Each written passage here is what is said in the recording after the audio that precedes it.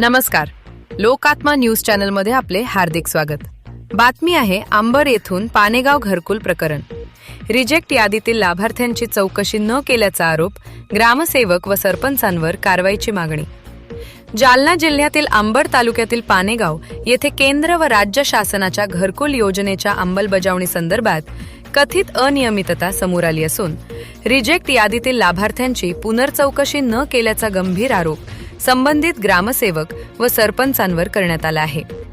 या प्रकरणी संबंधितांविरुद्ध शिस्तभंगाची कारवाई करण्याची मागणी करण्यात आली आहे.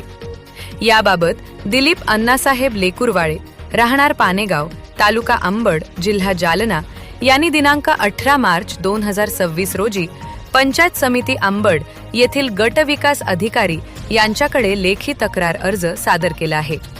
सदर अर्जामध्ये नमूद केल्याप्रमाणे शासनाने घरकुल योजनेतील रिजेक्ट यादीतील लाभार्थ्यांच्या नावे पुनर्विचारासाठी ग्रामस्तरावर प्रत्यक्ष पडताळणी करून पात्र लाभार्थ्यांना यादीत समाविष्ट करण्याबाबत स्पष्ट निर्देश दिले होते.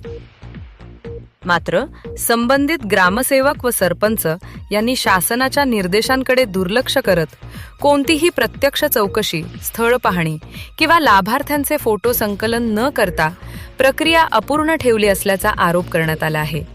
परिणामी पात्र लाभार्थ्यांना योजनेच्या लाभापासून वंचित राहावे लागत असल्याचे तक्रारीत नमूद आहे. सदर प्रकरणात संबंधित अधिकाऱ्यांकडून कर्तव्यच्युती, डिरिलेक्शन ऑफ ड्युटी झाल्याचा ठपका ठेवत त्यांच्यावर महाराष्ट्र ग्रामपंचायत अधिनियम तसेच लागू शासकीय सेवा नियमानुसार शिस्तभंगाची कारवाई करण्यात यावी अशी मागणी अर्जदाराने केली आहे. तसेच सर्व प्रकरणांची नव्याने निष्पक्ष चौकशी करून पात्र लाभार्थ्यांना तात्काळ घरकुल योजनेचा लाभ देण्याची मागणी करण्यात आली आहे.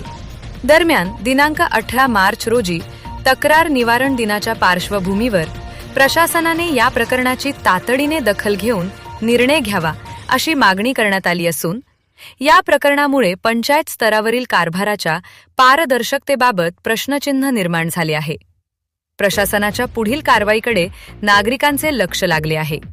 लोकात्मा न्यूज चॅनलसाठी प्रतिनिधी तरंग कांबळे.